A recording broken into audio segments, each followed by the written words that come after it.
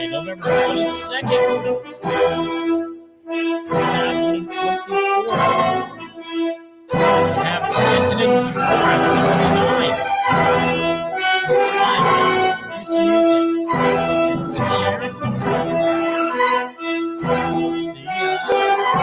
Inspired.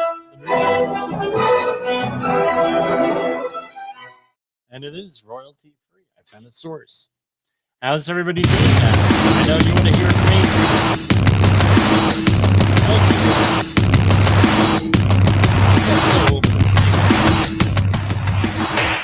How's everybody doing there? It's Friday. Yes, good night.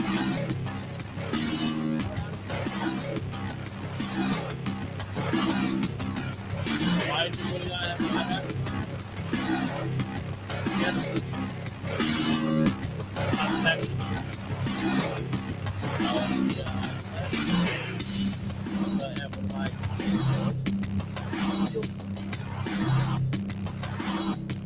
global elevated work platforms.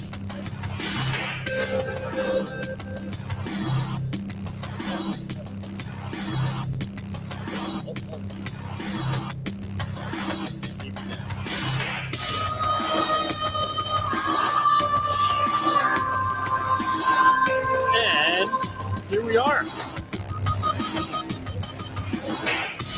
I'm already getting this. This I got this was anchors. I received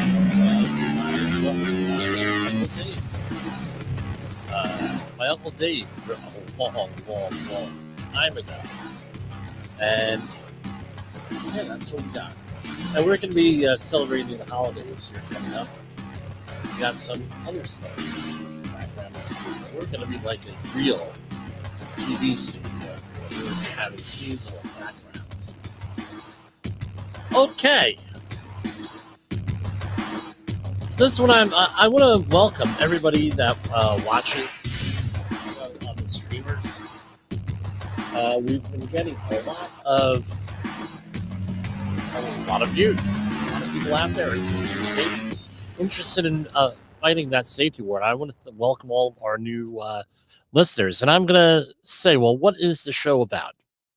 You're like, well, Jim, you talk about this, you talk about that. I talk about whatever interests me, but it basically is about safety in the news. We go through government websites, government press releases, government policy.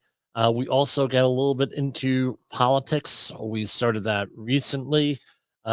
We don't endorse anyone here, but I think I'm nuanced enough you can figure things out here. Now, this week, now why do we talk about politics? Because politics and safety go hand in hand with government policy. This week, we were talking about the missile attacks out there by Vladimir Putin, Putin's Russia, right? And there's a lot of saber rattling going on out there. And it's not good here. Not good at all. I do not believe escalation is in anyone's best interest. The Kremlin said on Friday that a strike on Ukraine using newly developed hypersonic ballistic missiles was a message to the West that Moscow will respond harshly to any reckless Western actions in support of Ukraine. Kremlin spokesman Dmitry Peskov was speaking a day after President Putin said Moscow fired a new missile, the Hazel Tree, at a Ukrainian military facility in response to Kiev striking Russia with U.S.-made and British-made missiles this week. And for the U.S. Granting its approval. So you see, with these arms,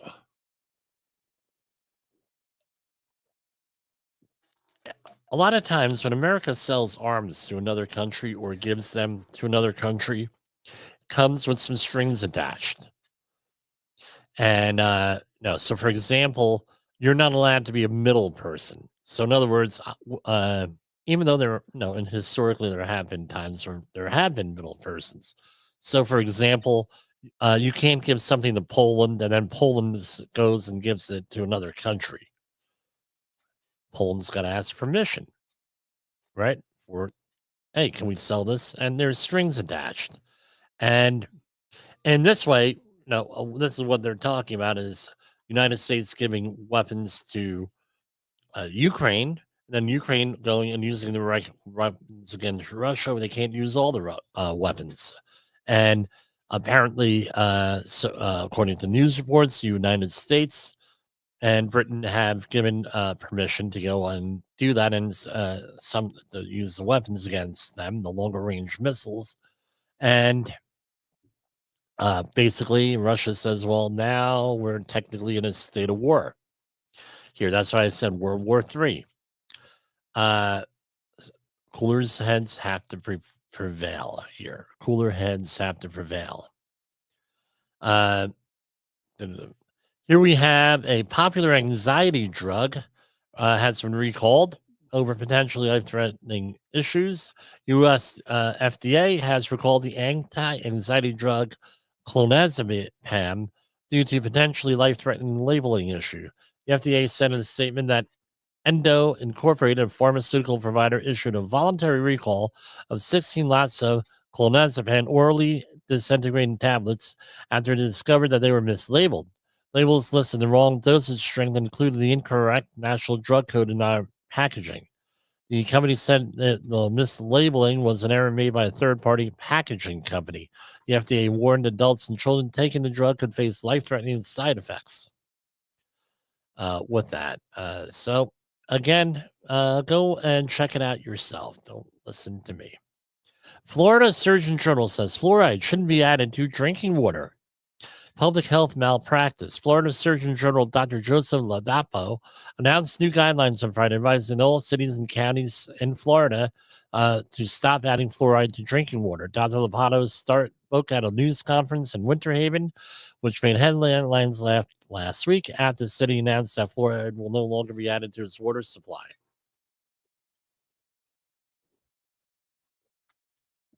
It is public health malpractice with the information that we now have, quote, to keep adding fluoride to water. Dr. Ladapo said, mentioning studies that point out the possibility of excessive fluoride exposure causing lower IQ levels and mental health issues among children. The debate over whether fluoride poses a health hazard when ingested goes beyond the brain, with critics arguing it could cause dental and bone diseases. Supporters of fluoridation, though, consider it one of the greatest public health achievements in the last century. So, how do you get this disparity in opinions here? It's good, it's bad. It's good, it's bad. In September, a recent federal judge in San Francisco made a ruling against the EPA that stated that fluoride in drinking water at the current recommended level of 0.7 milligrams per liter poses an unreasonable risk of hazard to child IQ because there's not enough margin of safety between the hazard level and the exposure level added to the community drinking water. So this goes back to like the 1950s, this whole debate. If you ever watch the show Firefly and then Serenity, the follow-up movie, this was one of the things, right? One of the topics here with that. And they used the whole fluoride debate as a model for what was going on in the show, right? The overall arc of it. And they should have never canceled that show. It was a good show. Enslaved on OnlyFans, women recount torment and sexual servitude. OnlyFans was not the only platform cited in these cases, but its popularity, this is from a story from Reuters, and generous terms make it potentially lucrative. And this is not a endorsement of OnlyFans. So creators on the site collect 80% of the revenue their accounts generate. OnlyFans gets the rest. Now, some of the debate, especially with the last actors strike, right? This came apart. They started talking about how much money people make on these things and everything. But apparently, some of these sites, the free sites out there and everything, the actors and actresses only get paid one time. That is the day of whenever the filming is. There's no residuals or anything else. So what happened was, no, context drives behavior. What happens is women and some men go onto these sites, and OnlyFans has multiple different types of things, I'm told. Right? It's not only for, it's not only for the what's the word I'm looking for? It's not only for the uh hold on, I got this. It's not only for the,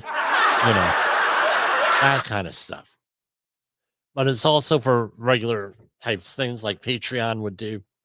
And Patreon's another one where the adult content was on. But basically, uh, the producers, the content creators, are in control of their own uh, money, their own stuff on there, unlike in the regular mainstream pornographic industry. That's the allure of that site, is that now is in theory, at least, you could go and you could make money, and you're in control, and you get residuals, and you get monthly subscriptions and things of that nature. And essentially, what's happening is some men are holding women captive to do this type of conduct. And I'm going to say this much: it's like gambling. All right, all of this stuff is like gambling. Well, what do you mean it's like gambling, Jim? You're not building anything. You're not building capacity. And uh, a lot of times, it's sort of like a multi-level marketing thing. That people make a certain amount of money, and that's about it, right? And you do have some people at the top, right? Not that it's a multi-level marketing thing, but you have some people that make a lot of money on it, and everyone thinks you're going to make a lot of money off of it, right? With that, and that's usually not the case with this stuff, is my understanding based on articles I've read. So OnlyFans says it empowers content creators, particularly women, to monetize content and images and videos in a safe online environment. But a Reuters investigation found women who said they had been deceived, drugged, and terrorized and enslaved to make money from the site. The findings are based on a redacted U.S. police complaints and international court files, lawsuits, and interviews with prosecutors, sex trafficking investigators, and women who say they've been trafficked. In one prominent case, a influencer that we all have heard of, probably with millions of followers worldwide on social media, is accused of forcing women in Romania to produce for OnlyFans and pocketing the profits. He has denied the charges. So that's the part of the story on that. Again, context drives behavior. And I think some of this is going to, I think it's going to be, popular and then level off and then drop off eventually. When that'll be, I don't know, because often women who want to fund their college education get on these sites, and and some of the other things is cost of living. They feel it's easier to do that than anything else. Now, I don't know. I don't know. I don't, with that, what to make out of it here. Uh, with that, people are not going to college. No, colleges have dropped off apparently. Where people going to college, right? Not no. There's been some declines, anecdotal evidence. I think a lot of these women are trying to fund their education and other things, but basically, you're not building anything with this, right? It's a flash in the pan for most of these people, and who wants to 10 years later you want to become a school teacher, someone drags up an old photo of you from OnlyFans or any of the other number of sites, and then it impacts your life from there on out.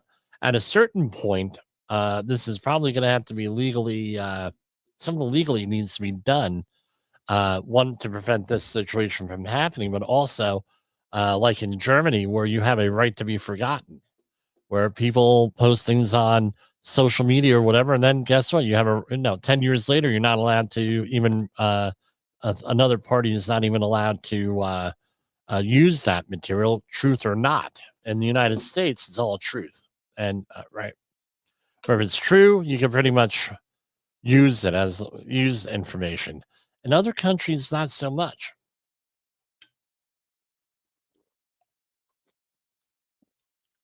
Yes, very thirsty today.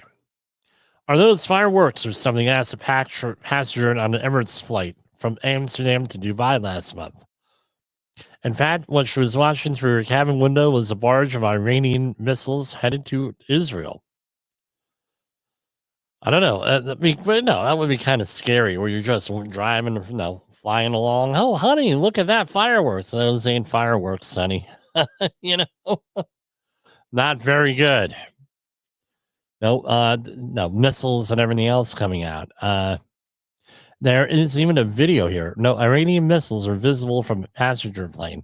I tell you what, they're this is a problem because they're now people don't know, is it a plane or is it a missile? Do we shoot it down or do we let it keep going? And that's that's not a good thing. Now, with all the software out there for flight trackers, I could see where a real savvy operator can probably figure out when to shoot these missiles. And I don't think I'm saying anything that they don't already know. When is the most opportune time to shoot these missiles, right? To give no, and where? How about the path of the missiles?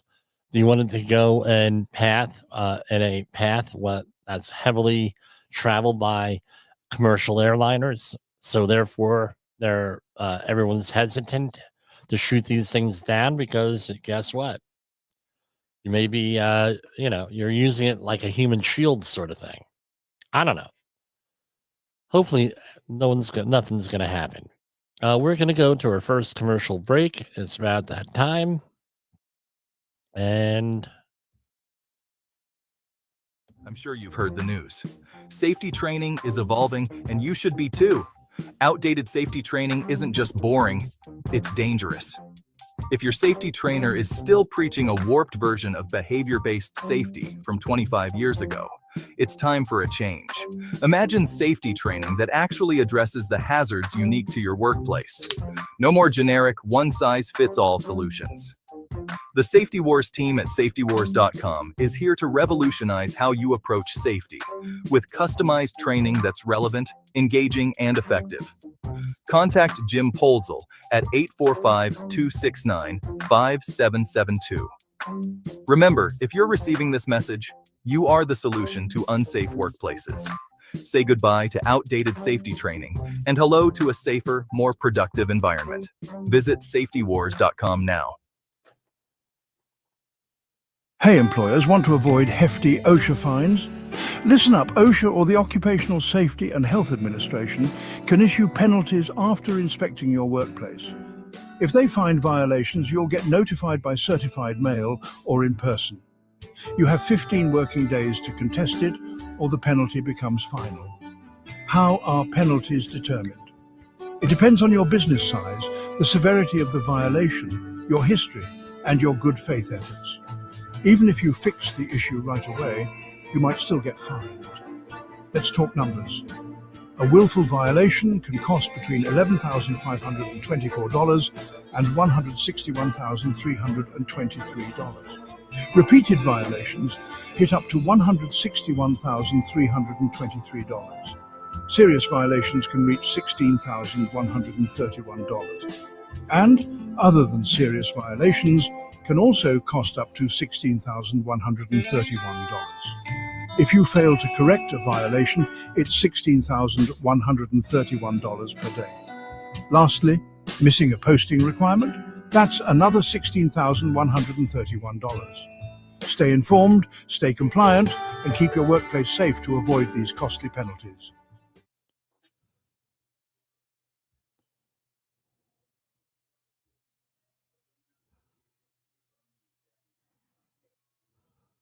OSHA recordables, catastrophic losses, environmental disasters. You want answers? So do I. This is Jimpoesl with Safety Wars. That's my daddy. Yes, Jessica, I am your father. COVID-19, this is from study finds. COVID-19 infections may actually shrink cancerous tumors. Shock study reveals. This is by The Conversation. Research led by Justin, Stebbing, Stebbing, Angela Ruskin University. A fascinating new study published by the Journal of Clinical Investigation has revealed the unexpected potential benefit of severe COVID infection and may help shrink cancer. This surprising finding, based on research conducted on mice, opens up new possibilities for cancer treatment and sheds light on the complex interactions between the immune system and cancer cells.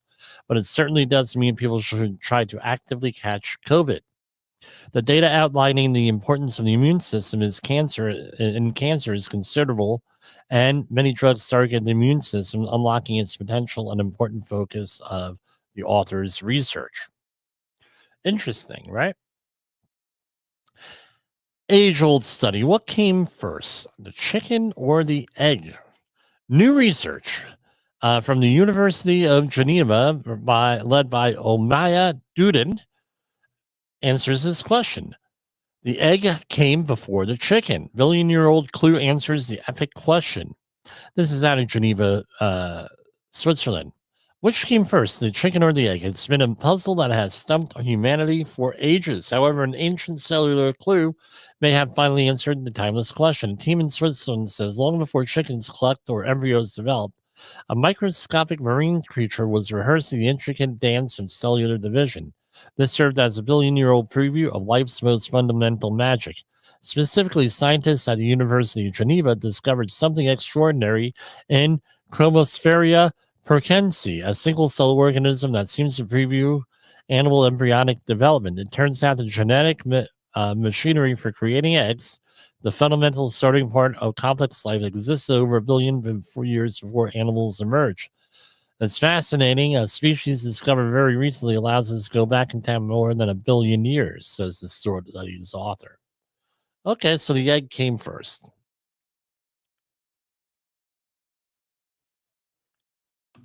Here we have, and yeah, we'll get to OSHA and EPA news, but let's no, some of this is what interests Jim. And this is also something here, right? Why is everyone soberish? This is out of the Wall Street Journal from an article by Katie Ropey. More people are entering the holidays in a mindful relationship with alcohol. It turns out it isn't a total drag. And basically, and I read this article. Usually I don't read these articles, and you're getting like the first, I'll read the headline and then we'll go into it and you'll get my first reaction. Just the way I roll here. Now, basically, this is what the article says. Have you noticed that your friends are a little bit less fun, that everyone leaves a dinner party early?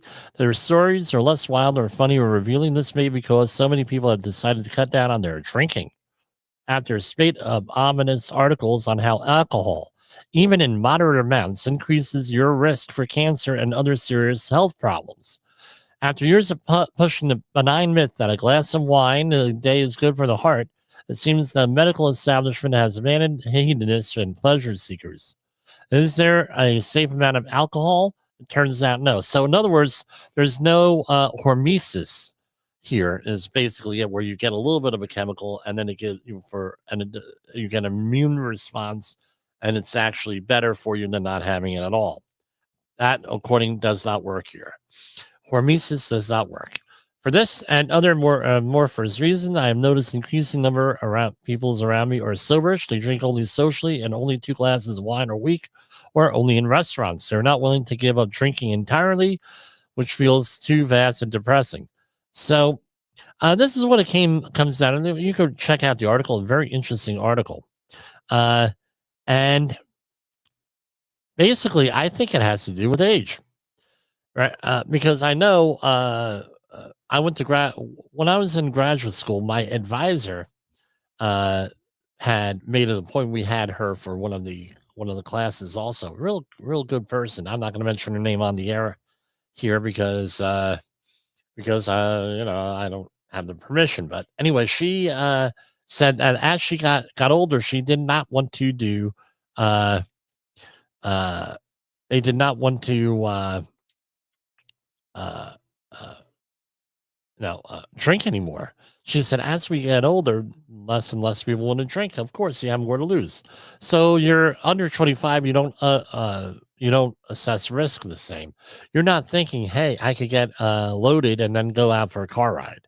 If you're 45 or 50, you have a house, a nice car, maybe a couple of kids and a spouse, you're less likely to do that. Plus, you're less likely to go and partake in anything because you don't have time. And the other thing is you may be on medication, right? One of the things is high blood pressure medications and some diabetes medications, not allowed to drink on.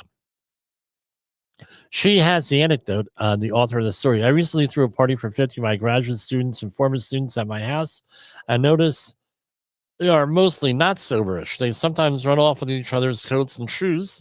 They smoke on the deck. After a half a glass of wine, I couldn't help but noticing that I had better, more substantial conversations with them than I recall having at past parties where might have had a little bit more to drink. I talked to everyone I wanted to talk to. Well, okay, so hey, a little half a glass of wine. She gets a little bit more sociable. Okay.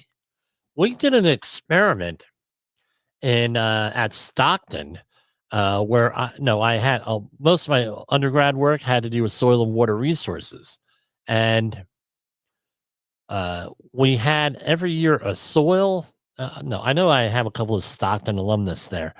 Claude Epstein would have a water tasting thing, a water tasting social is essentially what it was, because at that time, Atlantic City may still be the thing. But when I was in college back in the early 90s, Atlantic City was world renowned for their water. That and New York City had the best tasting water. So it was a thing, an offshoot of that, where every spring, though, these things would come out of Atlantic City, one in the water, and blah blah blah. And Atlantic City was basically Pomona, New Jersey, is a suburb of Atlantic City, and so we'd have a water tasting social. And what he noticed was, his commentary was this. He says, I notice that once I break out the water, whether it's water or alcohol, water, everybody is like a party. Everyone's very social drinking the water. So I don't know. Maybe it's a company you keep, maybe. Now we have climate justice for thee, but not for me. This is from the Epoch Times, Neil Brown. Berkeley, California is arguably the most liberal city in the U.S. Stores, shops sell T-shirts. Yeah, I know Berkeley, California pretty well. The city is overwhelmingly white and wealthy with a large Asian and small black minority population, a median household income over $100,000, a median home value over 1.3 mil. Right? So residents, voted down a new fossil fuel tax that became a rude surprise to green activists across the country. Yeah. If you're a foodie like my son, electric, anything like a stovetop or anything, not very nice. You gotta turn it on, then it's gotta heat up, blah blah blah blah blah. Well, guess what? With a gas stove, you take it, you turn it on, and there's your heat, and you adjust it to whatever it is. It is what it is. Right. It takes forever to do stuff. That's what used to drive my mother nuts about her electric stove. And here in New York State, they're talking about banning these things on new construction. So I don't know. I need a new stove. So that's going to be next year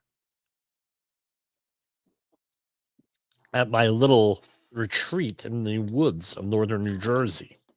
So, but anyway, I don't know. Even when liberal California starts going the other way, that people are, the society is changing and may not, in some people's opinions, may not be for the best. So we're going to do a share screen here over at the Department of Labor press releases.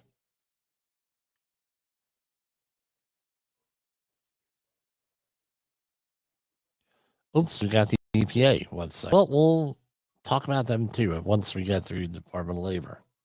So hold on. Let's see Department of Labor press release. So far, there is not a new Department of Labor Secretary of Labor. Now it's by the Trump administration. Let's see. Do we have this up here? Yep. There we go. U.S. Department of Labor Office of Trade Representatives seek review of alleged labor rights and denial at Ciudad Juarez, Mexico auto parts facility. U.S. Mexico Canada's agreement of Interagency Labor Committee for monitoring and enforcement today requested that the government of Mexico review an alleged denial of worker rights at a facility. And again, let's remember, everyone's innocent until proven guilty here. Now, my question is this: the new administration come in, and how's that going to impact here? Because I tell you what, yes, I'm for worker rights, but why are we going to other countries and doing this? Now, I'm against child labor, but on the other hand, I'm torn here because why are we interfering with other countries here with these agreements? The Mexican law and the U.S.-Mexico-Canada agreement clearly stipulate that companies must recognize and not interfere with selection workers union. What this company did is an egregious violation of these standards, says Deputy Undersecretary for International Affairs, Thea Lee. We look forward to working with the Mexican government to address this matter and safeguards workers' rights at the plant. Okay, so what are they going to do about it? That's my question. What are they going to do about it? What's the penalty there? Right? What is the penalty there for doing this? There's no penalty, not that much going on. So going and identifying it is one thing. Okay, but what are you going to do about it? Rapid response mechanism is once again delivering the Biden-Harris administration's promise to hold companies accountable for violations of workers' labor rights. With over 40,000 workers who have directly benefited from this tool, today's action signals to the workers that they are not alone in the face of the employer interference, said Ambassador Catherine Tai. This is how we are empowering workers, the USMCA, and we all look forward to collaborating with the government of Mexico to address ongoing denials of rights at this facility. Yeah, okay, there's some accountability here, but again, what are you going to do? And no, with this, Fort Wayne auto emissions manufacturer will pay $101K in back wages, damages to 260 workers for shortchanging them overtime. And this is an emissions technology company operating in as another company agreed to pay a total of $101,527 to 260 employees, representing $50,000 plus in back wages, an equal amount of liquidated damages for shortchanging workers' overtime wages. An investigation by the U.S. Department of Labor Wage and Hour Division found the company violated federal law by failing to follow the following: include hourly shift differentials into employees' regular rate of pay when calculating overtime, and maintain accurate payroll records, and display any federal labor law posters. And again, we go over this because we just went through this just now at one of the projects I work on, where a contractor, and we mentioned this before, where the contractor did not pay their employees and laid them off, right? A month later, they still didn't make good. And then it turns out a person ran out, did not pay some bills, right? If it's between food and other expenses or children's expenses and other things, something's got to give. And the person had a big problem today with this, shortchanging employees here. So it's really important. Now, there's a lot of companies that think this is a joke. Well, guess what? You got to pay double usually if you're making mistakes like this here. And no, you're not paying your employees does have an impact on them. You're not going to have employees after a while, and you could get into trouble with the Department of Labor. And normally, this is handled, and a lot, unless it's something really egregious, a lot of this is handled by the State Department of Labors. That's how it is, at least in New York and New Jersey. Department of Labor reaches a settlement with a Mississippi pipe manufacturer to correct safety failures that led to a 25-year-old worker's fatal injuries. This is out of base St. Louis, Mississippi, Missouri. No, Mississippi, Mississippi. The U.S. Department of Labor has entered into a settlement agreement with a Mississippi steel pipe manufacturer with a long history of safety failures to correct recent conditions that led to an employee's fatal injuries in January 2024. An investigation by OSHA found that the company had not established safe practices for storing and stacking pipes. Again, this is not a uncommon situation where no, we've documented a couple of things this year with similar things where stacking of pipes, and there was OSHA 3030 podcast. I don't like to talk about non-safety FM things, but they went over a real a situation like this on the OSHA 3030 podcast. You can check it out on your favorite podcast network. Did a deep dive into one of these things, and they were able to get OSHA to vacate a lot of stuff there. OSHA cited the company for failing to ensure stack pipes were stable and secured against a collapse. Inspectors also identified 3 repeat violations that include failing to provide machine guarding, inspect, or test electric insulating protective gloves periodically, and prevent slipping hazards. Okay, let's see what we have here. Are they going to give us a link?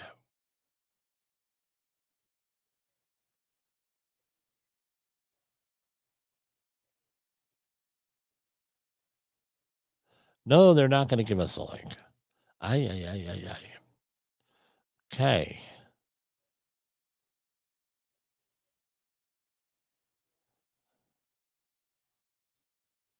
We're going to go to an extended commercial break here, and I have to take care of something real quick here. So I'm going to stop sharing here. I'm going to throw up the American flag, and we will go from there.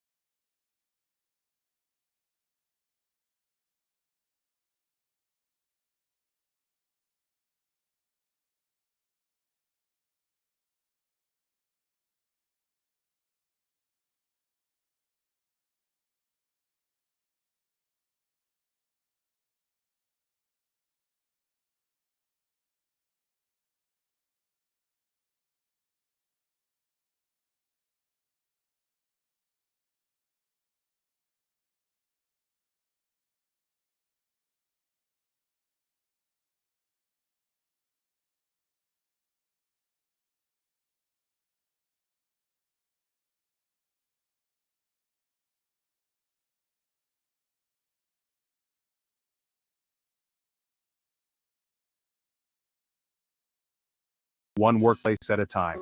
And remember, one man can make a difference. Where can you get this and many other lessons? It's on Safety Wars, available on your favorite podcast platform and on video platforms like YouTube under Safety Wars. You can always go to safetywars.com. He is also on Jayallen's Safety FM network at safetyfm.com. He also offers safety training in a variety of subjects like OSHA outreach classes, 10 or 30 hour, ASWELPER, and many others. Give him a call at 845-269-5772 or Jim at safetywars.com. Okay, thanks for bearing with me, but as everyone knows, I broadcast from out of my house, and basically we sometimes have situations here, and me being the only adult to handle them, that's the way it is. Okay, we're going to continue with our program here. The song is running. I actually like it. Okay, go back to where we were on OSHA News.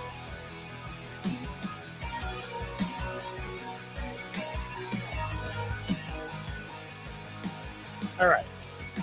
And again, I keep bringing this up. I mean, maybe these international agreements are fine and there's nothing with them, but at a minimum, they are going to need to, I think they need to review some of this stuff. I don't have a link to the actual report on here or anything, but it's all, remember, everything's all proposed with this Mississippi pipe manufacturer. U.S. Department of Labor announces new research. We already went through that. All right. So what we're going to do is head on over to the EPA website, epa.gov. We haven't been over here in a while. So EPA provides $196 million loans for Indiana water projects.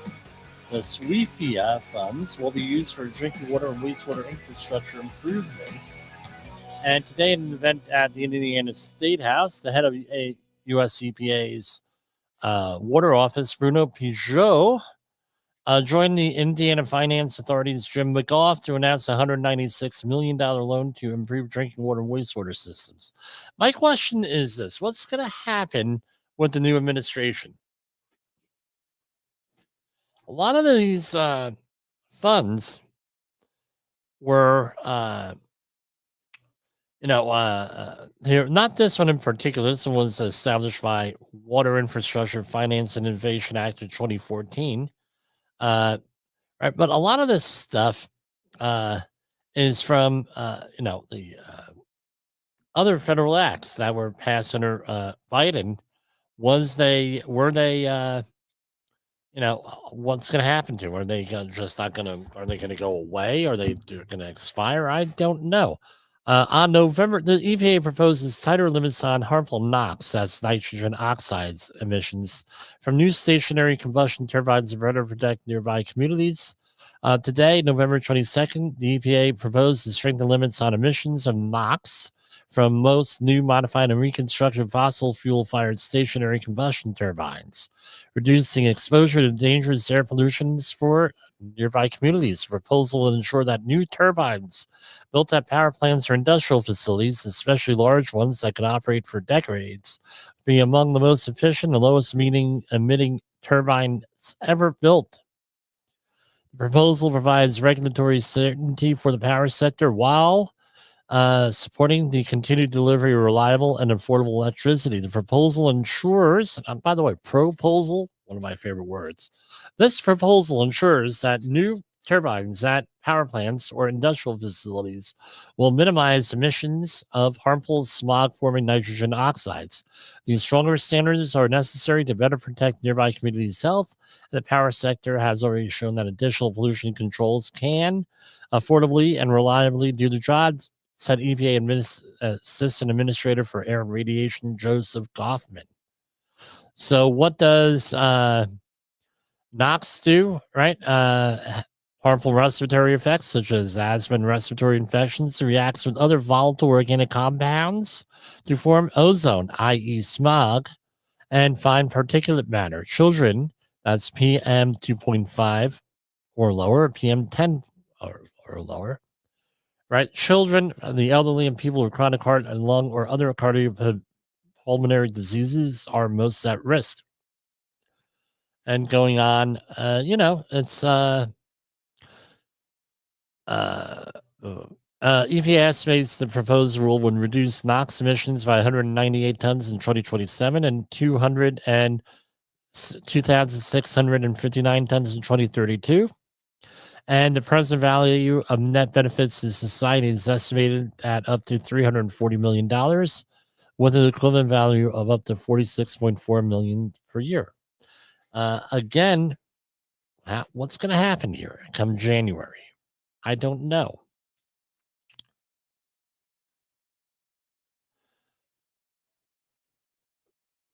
Biden and Harris administration announces $184 million in Texas through Investing in America agenda.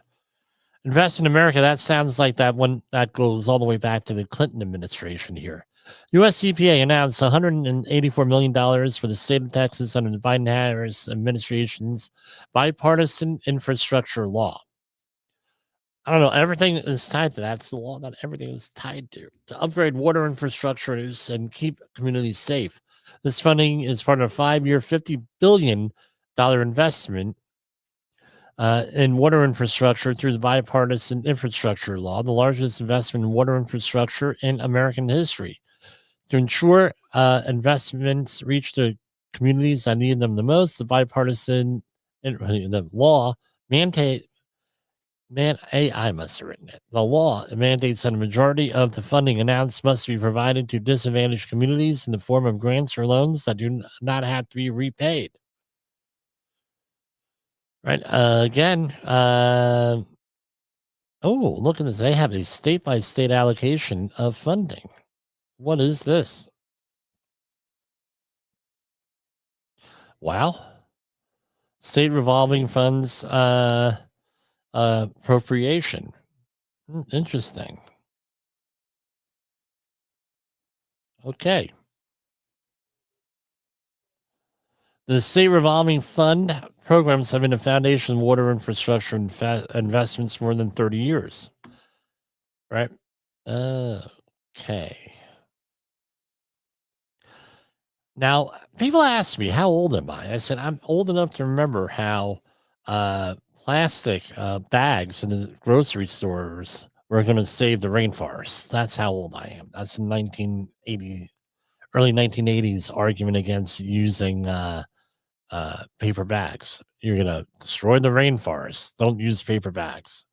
Totally untrue.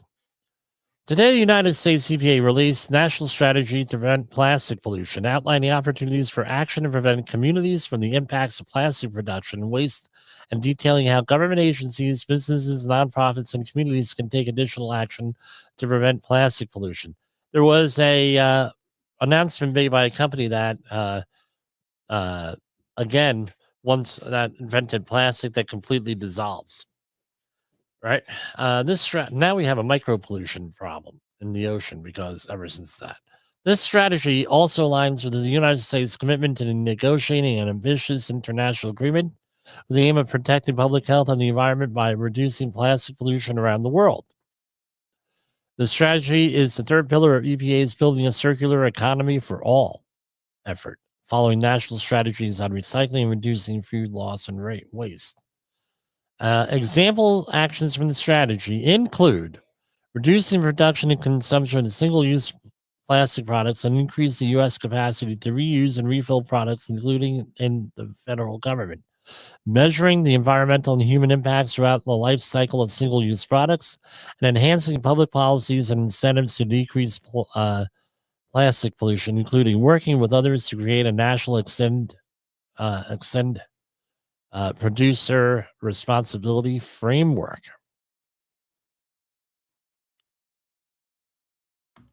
EPA finds a foundry operator in Oakland for a Clean Air Act violations case. Today, the U.S. EPA announced a settlement with a company over the claims of Clean Air Act violations, that is Iron Foundry in Oakland, California. The company will pay a $274,000 fine and has since closed the Oakland foundry ending its operations in late 2022. Excess and untested air emissions from facilities like this have caused harm to our East Bay communities. EPA will continue to pursue and find facilities that do not comply with federal law clean air laws. In April 2022, EPA issued a finding of notice of violation to the company over 5 violations in 2018 and 2020 of its facility operating permit and the national emission standards for iron and steel foundries. In December 2019, EPA inspectors observed smoke coming from an asphalt coating line and exhausting to the foundry building. Inspectors detected no inward draw into the control system. Violation was corrected after the investigation.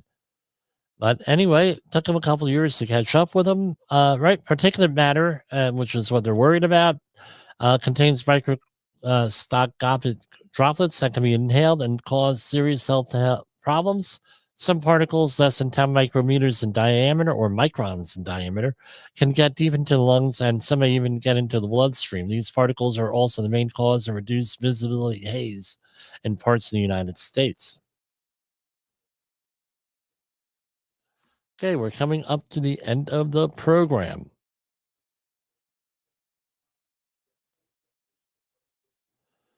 Here. Okay. Investing in America. I'm going to be interested to see how the new proposed EPA administrator is going to how this is going to impact everything. So, yes, I have Drudge up. Yes.